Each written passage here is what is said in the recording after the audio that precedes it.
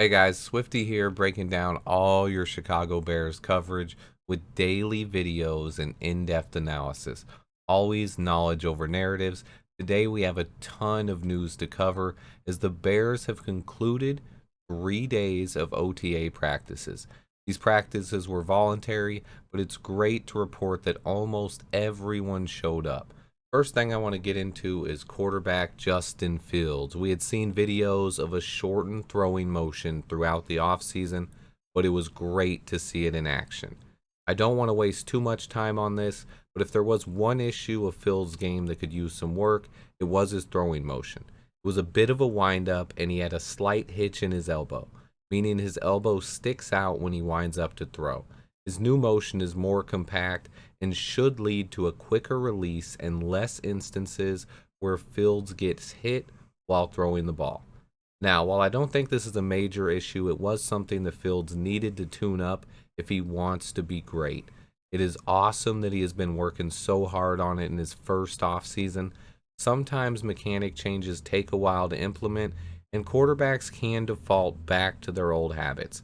However, the amount of time and work he has put in on his mechanics this offseason should pay dividends. It is not only his throwing mechanics that have been tweaked, Justin Fields has also put in a lot of time to improve his footwork inside the pocket.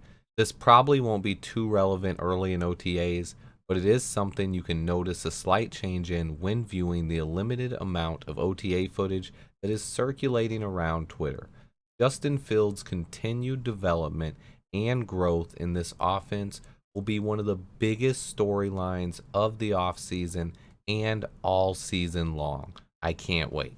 Next up, I want to talk about the player who seems to be having the biggest impact so far, and that is rookie corner Tyler Gordon.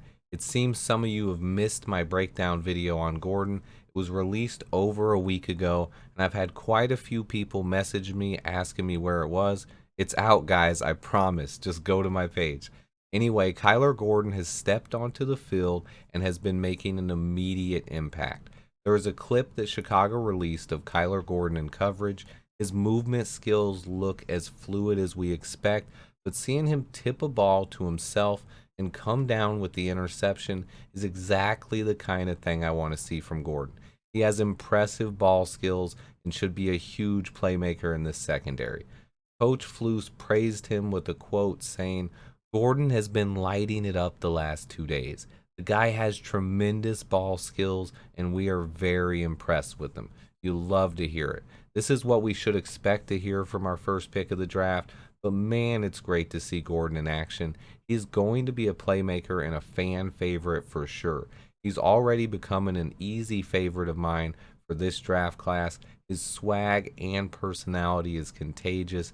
His style of play and athleticism is exciting, and he brings a dynamic that I haven't seen in Chicago's secondary in a long, long time. We didn't hear much specific about the offensive line, but we have two very intriguing battles to watch. I believe we have 3 out of 5 starters. Evan Jenkins at left or right tackle should lock down one of the tackle spots. Lucas Patrick should lock down the center position and call plays for the young line, while Cody Whitehair should remain at left guard. That leaves one tackle spot and right guard up for grabs. The early favorites, in my opinion, for right guard are Jatiri Carter and Zachary Thomas. A sleeper to watch at right guard, I believe, could be Larry Borum. I'll get more onto that in a later video. I've begun watching tape on both Carter and Thomas for my upcoming breakdowns, and I believe both guys have a shot to be day one starters at right guard. Then that leaves the tackle spot. I go a lot more in depth for this spot in my upcoming Braxton Jones film review, which is almost done. However, we have quite a few guys battling for one tackle spot. Borum, Jones, Davenport, on top of newly signed Sean Coleman and undrafted free agent Gene DeLance. That's 5 guys. It's hard to get much of a gauge on this spot, but I do break it down more in depth in my Jones video. It should be out in the next 2 days. Keep an eye out for that. The off season is in full swing now. We have more OTAs coming up, and training camp is inching closer every day.